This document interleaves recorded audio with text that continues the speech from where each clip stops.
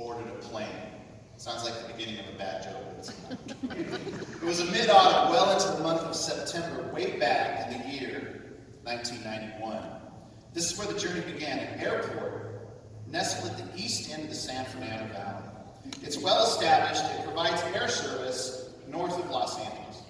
And you probably know the airport I'm talking about. If you've flown in and out of BUR, the Burbank Airport, Bob Hope Airport, you'll remember one thing that's interesting about the Burbank Airport, and I happen to love it, is when you land there, it's usually a beautiful Southern California day. And we have some nice weather here in Logan. I love the climate here, except in July when it's tapping 120. I love it here. Larry might have a different opinion.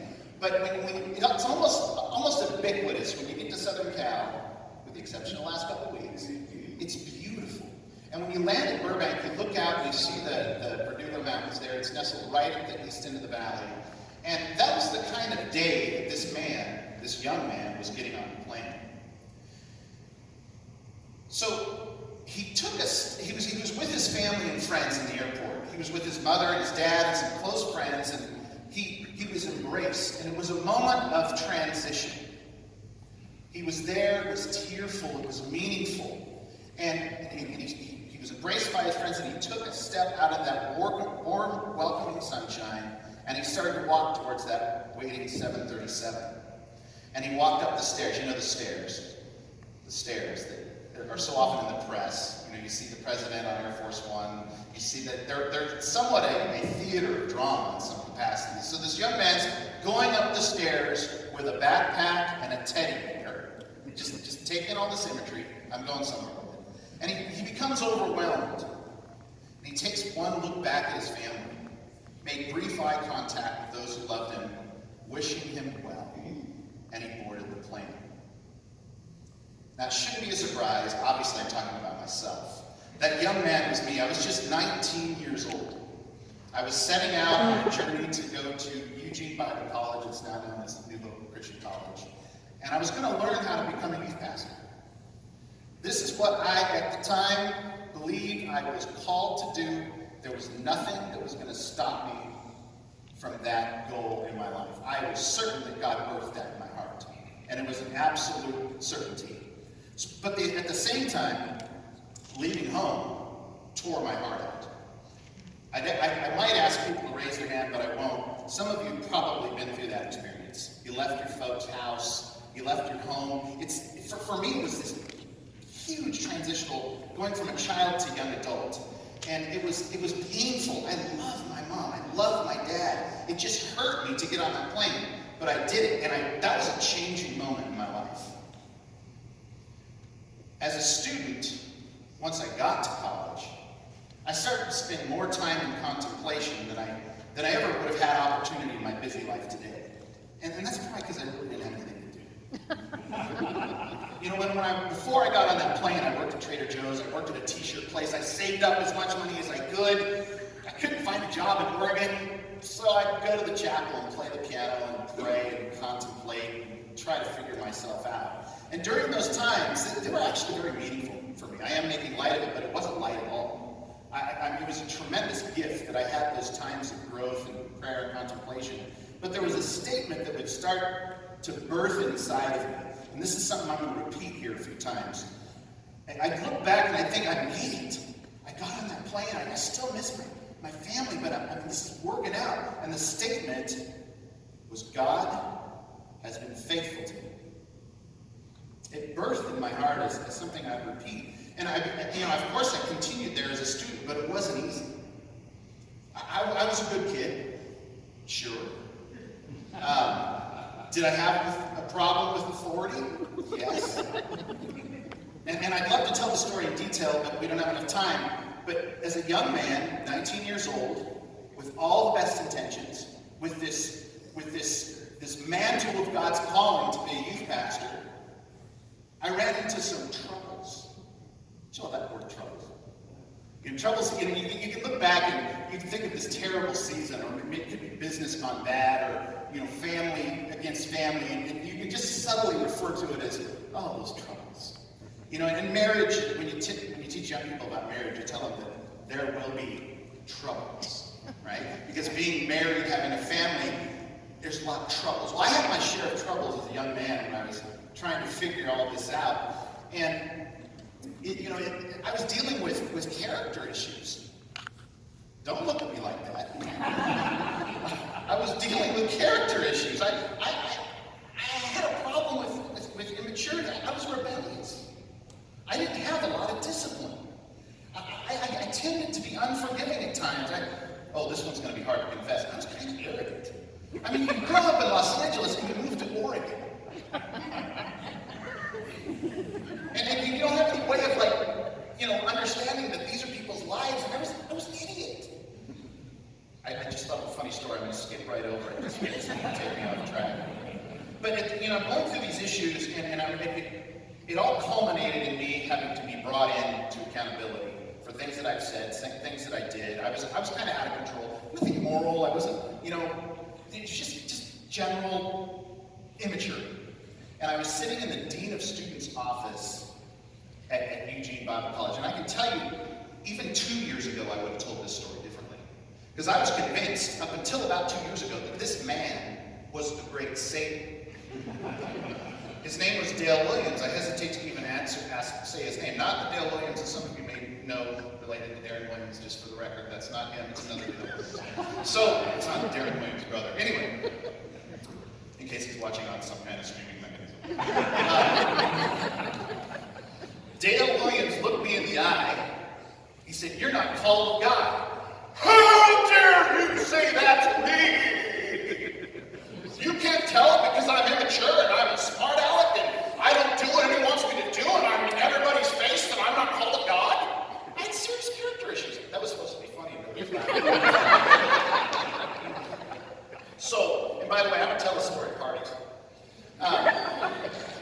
So after a while, things got worse. Didn't get better. And I've never said this publicly. They asked me to leave the college. I have the letter. I still have it. I should probably get rid of it, but I still have it. It was painful. The year and I, well, painful.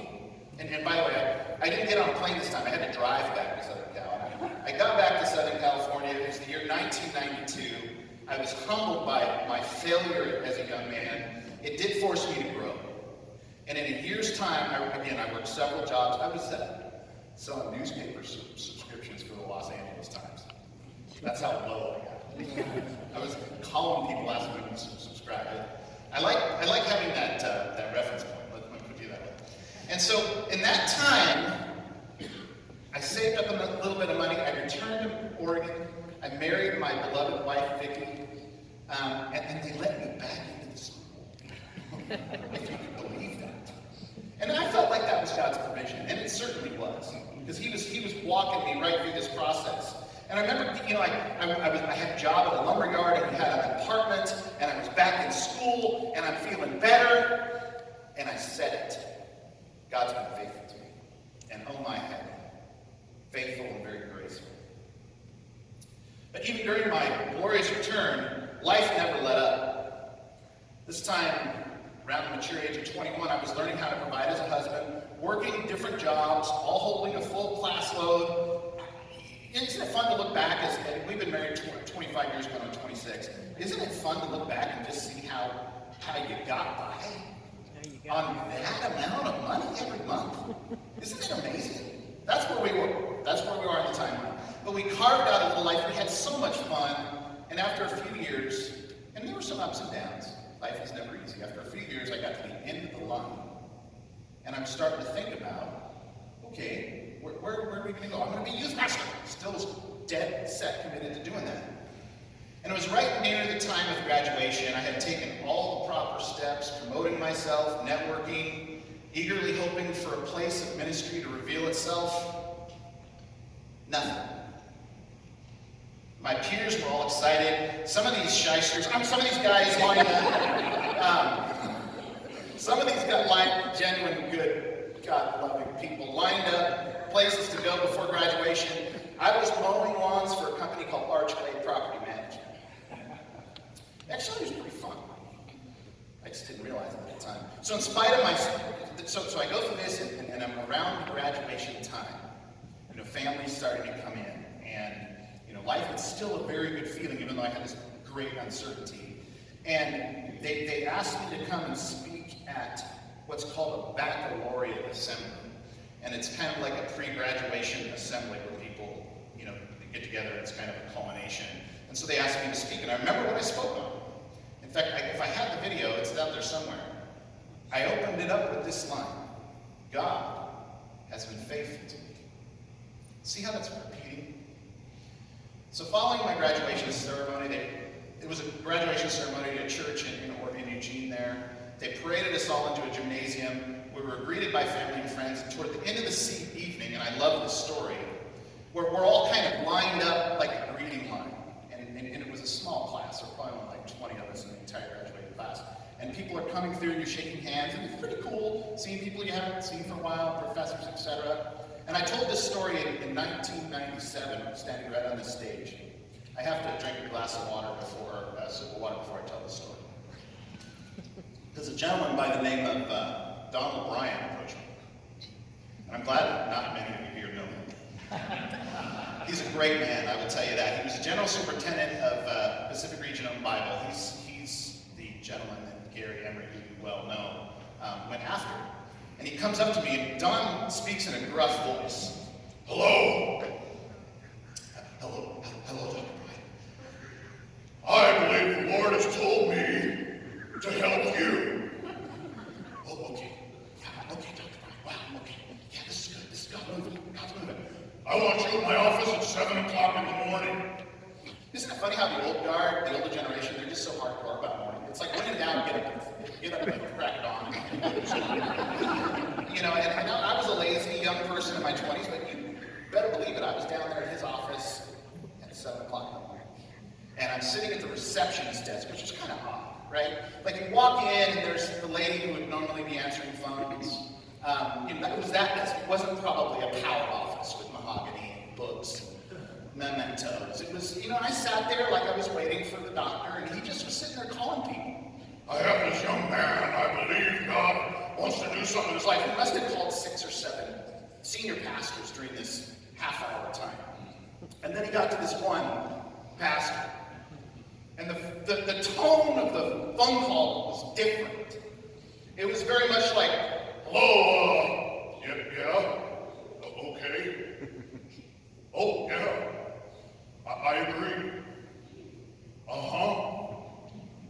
Oh, yes. He went on like that. Well, it turns out he was talking to the infamous, our former pastor, Jim Plummer. We all know and love, and I greatly, greatly esteem. And Jim was known, and still is today, as an incredible leader, very authoritative. And he's not one for small talk. So there went that whole session. We went with my family on a trip to the Oregon coast. It was great. I had an asthma attack, was hospitalized. It was wonderful.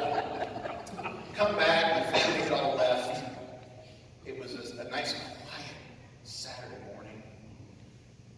Probably just around maybe before dawn, and we had a phone, like a landline next to our bed, because that's what we all used to have, right? Phones with cables on. And the phone rings. My wife picks it up. I'm kind of half asleep. I remember she looked over me and goes, "That's John Plummer." So, Pastor Plummer ended up extending us the invitation to come down to Lodi and serve. And I will tell you, it was a dream come true for me. It was just an opportunity to be a part of something. And in fact, right over there, kind of in this area, it was a wonderful season for Bethel. It was back when they had these, the men's group used to do this thing, like they called it the Mob Men at Bethel, and they play the theme. This isn't in my notes. They play the theme from The Godfather. And I remember this guy. I think his name, it might be Schwain if I recall. And these other guys, and this other tall guy had like a violin case. They literally looked like gangsters. He got up here, "Hey, if you don't come to the men's barbecue, you're gonna be swimming with the fishes." And they'd go on. It was great because it connected with men, but glorified organized crime. But I knew God wanted me here. I stood in this room, and I felt it. It was one of the most convicting things I'd ever felt in my life. I knew for a This is where we were supposed to come. And we got the opportunity just to come and serve. And it was amazing. We came down here, we moved, it was a really hot day, and when we became a part of Bethel, we got to go to Koinonia, which if you haven't been there, you got to check it out a lot. They let me drive the bus. Look at them laughing over there because they know. Like the bus. In fact, Larry's son Brandon and I was only like 23. I thought I was older, but I really was just a grown teenager. And he and I used to drive the bus around for fun. How pathetic is that? I'd be at a senior, I'd be at camp, right? And I'd see how the vehicles are parked, and I'd be like, no, it's not acceptable. And I'd go into this OCD thing, the vehicles have to be parked a certain way. I know that's insane, but it was fun for me. And Bethel let me do so much. We got to do tech stuff, we got to go on mission trips, we had so much fruitful ministry, and Larry put up with me. They helped me learn and grow, and there were times, most often probably in this room, where I'd say, God's been faithful to me. And a few years go by, and it all changed. It was actually a really rough transition. We left Bethel. I felt that I looked back and I hadn't completely dealt with some of my immaturity issues, and I left. It was a negative transition. But after Bethel, I got a wonderful position in another company, and I was learning about business, learning more about technology, and I was okay. And life was good. My children were thriving. My family was doing well. It had its ups and downs. But I remember stopping and saying, God's been faithful to me. And then I had another difficult transition. My contract ended with one company. I joined another one, which was a tech startup. I was awesome, but it ended because they ran out of investor funding. But I still said, God's been faithful to me. And he's been faithful to me, he's been faithful to me. And that's been something that I have said to myself, not every morning, not every week. But I get to these peak opportunities and I say, God's been faithful to me. And that's something that's true in my life. I want to talk about the story of Joesph this morning. I don't want to bring it out right now because I think we can learn something from the story of Joesph in Genesis 38 to 50. And as much fun as it may be, I can't read all 13 chapters this morning. In fact, you guys didn't tell me how long to go or not to go, but I bet you it'll be another X number of minutes. So, Joesph, I should have a felt. Remember the felt works? Sunday school? Right? They move the felt. That just would tie it in for me. I don't have one, sorry. Joesph was a good, honorable man. He endured some ups and downs.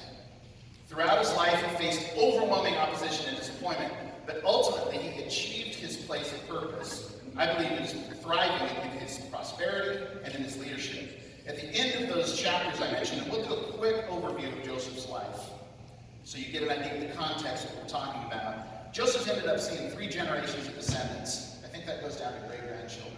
He lived to be $110. Not bad. These old guys in the Old Testament, they hadn't found you figured out, did they? He saved his family, and there was a lot of terrible issues amongst his family, but he saved them from famine, so he was the savior to his family, and he ultimately was part of the legacy of the nation of Israel, which, as you know, was God's total purpose for you and I today.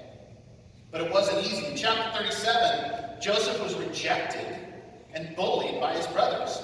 They tossed him in a pit and left him for dead. It's a bad day. They played for keeps in Old Testament times, and then they sold him into slavery. So it's kind of like being in the United States, and all of a sudden now you're in some foreign land like Mexico as a slave. But he gets into Potiphar's home, Potiphar, who is a well-to-do individual, and he rises to the top. And he ends up being trusted and honored with authority. So here's something about Joesph. I thought of this last night when I was thinking about this. Joesph was like the COO, the Chief Operations Officer example in the Old Testament. Joesph knew how to administer and get things done. Because anytime he got pushed to the curb, he's a slave, he starts managing things very effectively. I had an experience about 3 weeks ago. I was in Denver, and I rented a car from this really cool car company called Silver Car. Have you seen their ads? Maybe not. It's this cool company. You get their app, and they only rent Audi A4s. So, when you go to Denver, it's high altitude, and the cars are all super in need. there's no power. Because it's high altitude. I mean, literally, when I'm driving there, I can have the car on the floor, it's in second gear, and it's just going nowhere. So I had this Audi A4, turbo, it's a German automobile, it's fully loaded with electronics. And it was super fun. I'm just like elated. I was loving this driving experience. I'd never really gotten into the Audi before, and I thought, Audi makes a great car. They really do. And I had a wonderful time. I was bragging to my coworkers, oh, yeah, you got the, see that little Dodge over there? Yeah, we think it's A4. Take less than you too, huh? That's right. Anyway, I go through this whole rental car experience. Thank you for letting me indulge. And I go to return it. So I take it to the gas station, put some gas in it. I'm just kind of, okay, going home. It's been a great couple. Boom, boom! Pothole. It had been snowing.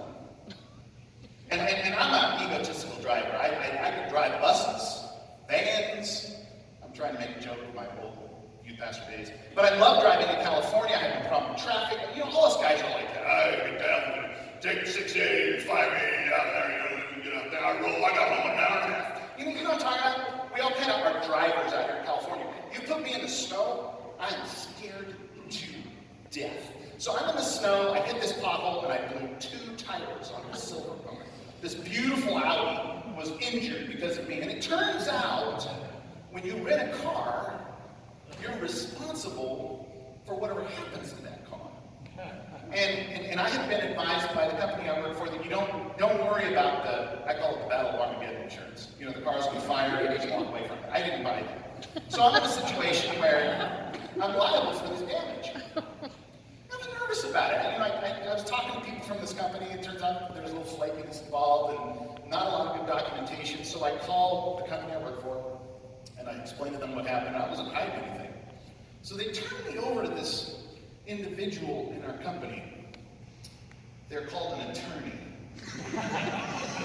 And, you know, I'm trying to set all this up, and this guy Pete's like, Tim, stop. But Pete, just stop. Stop thinking about it. And the reason I told that story, he just took it from me, and he's handled it. He just handled it. Whether they end up paying it, I end up paying it, doesn't matter. He handled it. And I think Joesph was the guy who you could hand him something, and he handled it. And that's how he rose as a young man in the Old Testament in the story of his life. He was an operator. I took a little bit more time on that because of the silver car story, but I think you get it. Joesph was like an attorney, and if you have bad imagery on attorneys, you know, like 222, those guys, I'm not talking about that. I'm just talking about the role, the office of an attorney, how you can hand him something, and it just goes. I'm glad about it.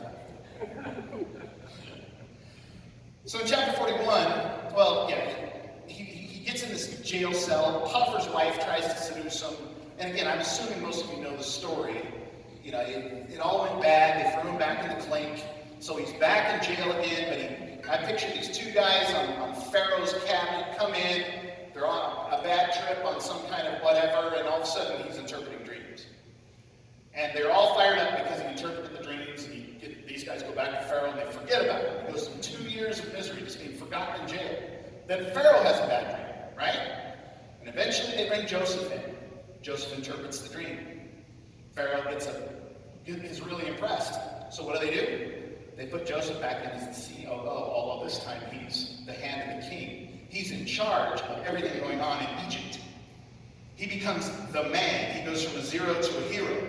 And Joesph becomes this person of influence. He comes back up.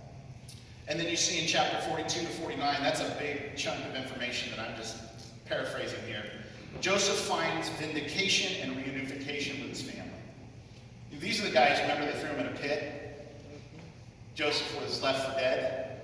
He kind of played some mind games with them, which is great. You know, he put a cup inside their bag of grain when they're going back to the land of Canaan in order to, you know, live a few years. And did all this stuff and was able to validate that they were who they were. And then there's this wonderful reunion. And I just love this story because, number one, I identify with the ups and downs, just like any of us. You know, you're high, you're low, you're high, you're low. That's just how life is. You know, Larry Beck used to have a great saying, life is more fair for some than others. right? And Joseph was like one of us. Things are great, things are going rough, things are great. That's just the way life is. So he reunites with his family. He finds favor with Pharaoh, and for the remainder of his life, he was fulfilled and accomplished. It was tremendous. He died an old man in a timeless legacy. There's a lot we can pull out of this. If we wanted to pull out abandonment, we could. If we wanted to pull out temptation with Potiphar's wife, we certainly could talk about that. Prophecy. There's definitely some prophecy related to the dream interpretation. Change and transition. People going from Canaan to Egypt, and Joesph reinventing himself a few times. I can relate to that. And then a humble rise to power and influence, which everybody can identify with. But this is what I want to extract. Joesph never stopped. He just kept on going. And I take comfort in that because in some way, I think the example of Joesph and his never giving up helps us recognize the critical importance of getting past a sense of being blocked. Joesph was left for dead, he was sold as a slave, and that was just the beginning. He had the character, though, to stay in the game.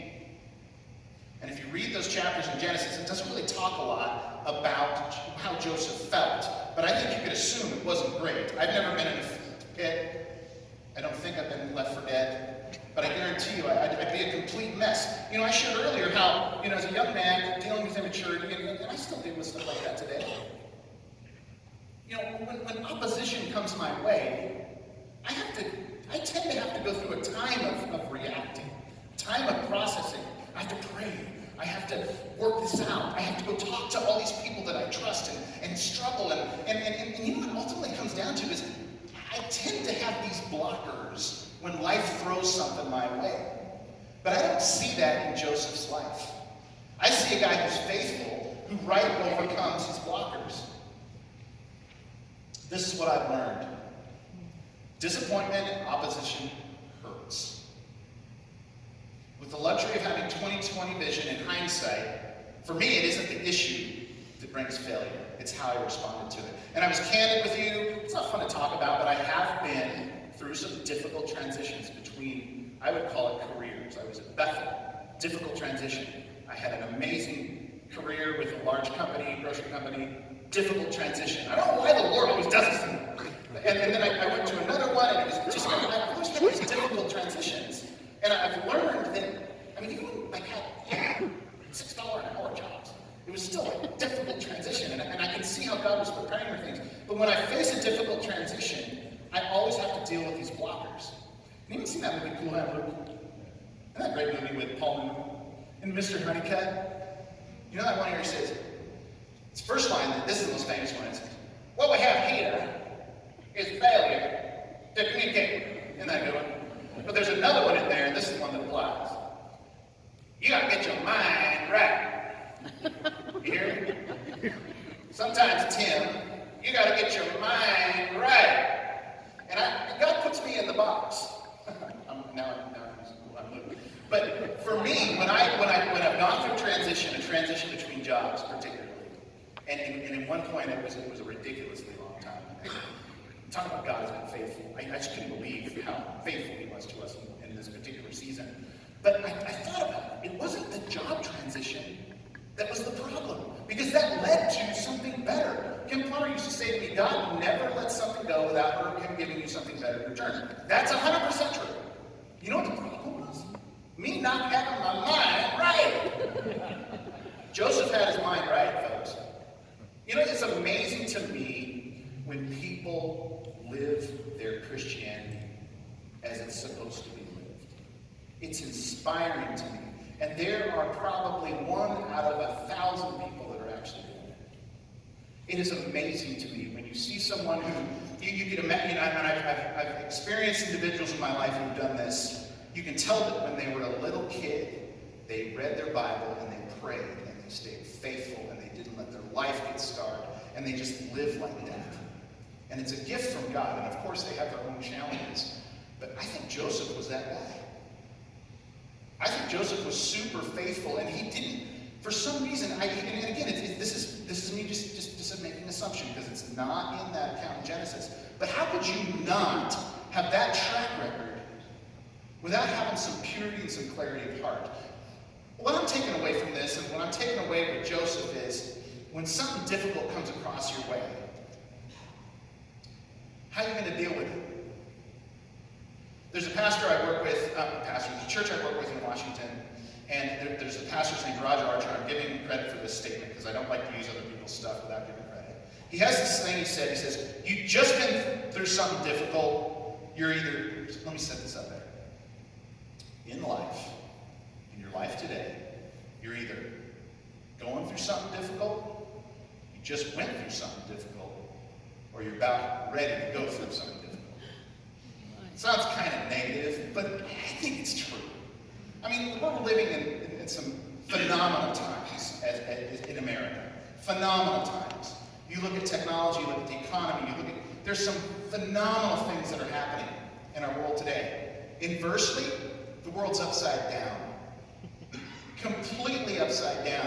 And I can't look out there and think how the way we are leading ourselves today, how this isn't going to backfire on us in some capacity. I'm not prophesying doom and gloom, but you cannot tell me or convince me that this is all just going to work out peaches and cream. And so, we have to be ready.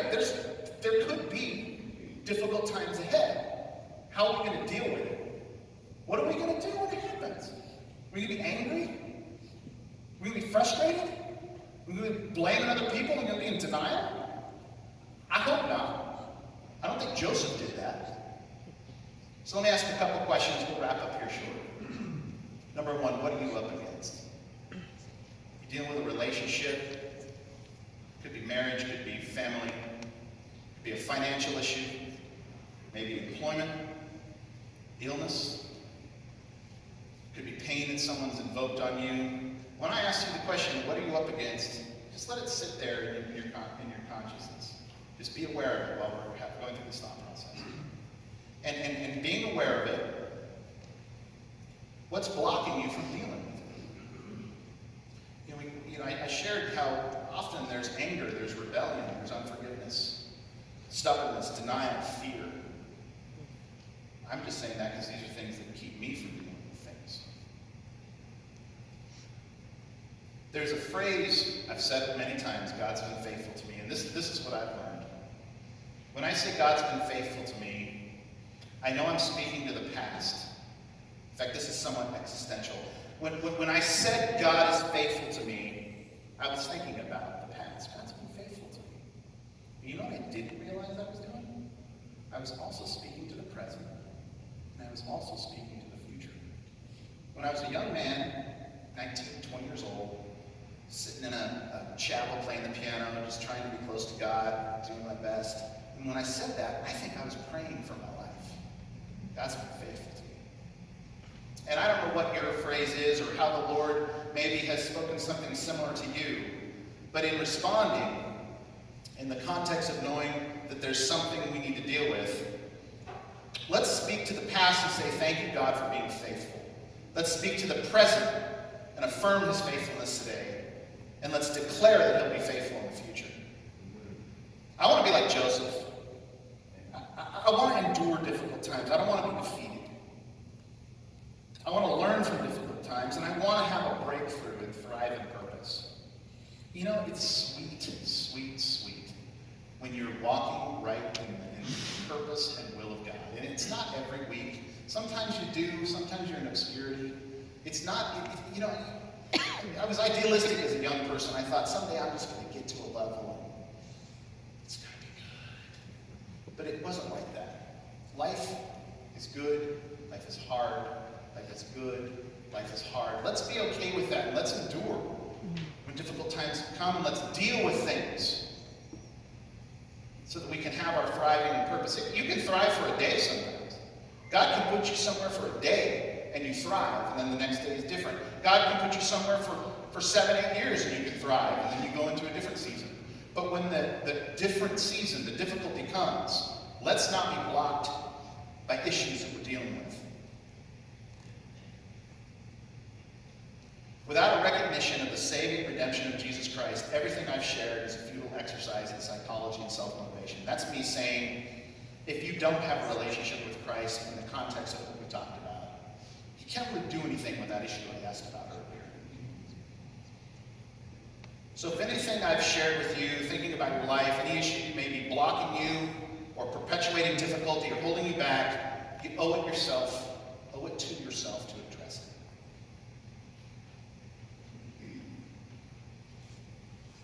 So I just want to encourage you to recognize if something's blocking you, confess and ask the Lord to forgive you. And I've had to do this. Maybe even go to other people and ask them to forgive you as well. Go to your spouse, your children, friends, co-workers, and then just commit to moving forward. God is faithful to us in our past. He'll be faithful to us today, and he most certainly will be faithful to us in the future. You know, I'm done, but I want to share something because I want to speak to Bethel Church. Golly, I'm going to cry. Don't look down on me for my lack of masculinity. This place is very special to me. As I said, I feel like I'm coming home. So many great things in my life have happened in this room. And when I was really young and I worked here, I was captivated with the legacy of this church. And this church is almost 100 years old, I think. It's like 1921, I believe. And there have been some great seasons for Bethel. Some great men have come and led this church. People have served here. People have given resources over many, many, many years. And when I worked here, I don't know if they still have it today, but there was a library and there was an archive of all these newspaper clippings, and it was somewhat of a time capsule. And to me, it was fascinating. I don't want to be the rear view mirror guy.